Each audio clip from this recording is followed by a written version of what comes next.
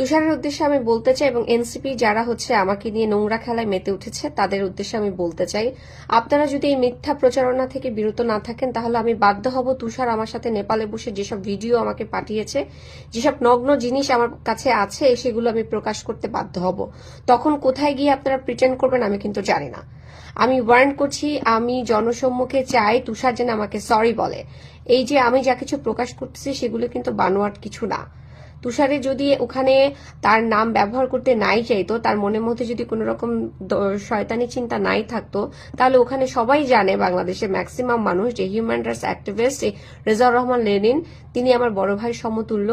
আমি তাকে সমস্ত কিছু শেয়ার করে, এবং আমার এই বিপদে শুধু ডিবির লোক না, এনসিপির লোক না, লেনিন ভাইও সেদিন উপস্থিত ছিলেন। তাহলে আমার গার্ডিয়ান হিসাবে যদি গার্ডিয়ানের নামই হয় তাহলে লেনিন ভাইয়ের নামটা কেন দিল না?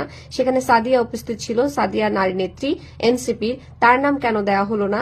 এই সমস্ত বিষয়গুলো আপনারা কথা বলছেন না, অন্য বিষয়গুলো নিয়ে কথা বলছেন যে বিষয়গুলো কাজের না। যদি আপনারা আমাকে সরি না বলেন, দুঃখ প্রকাশ না করেন, ভুল করেছেন সেটা স্বীকার না করেন, তাহলে আমি বাধ্য হব আমার কাছে তুষারের যে সমস্ত ভিডিও এবং ছবি আছে সেগুলো প্রকাশ করে দিতে। Thank you so much.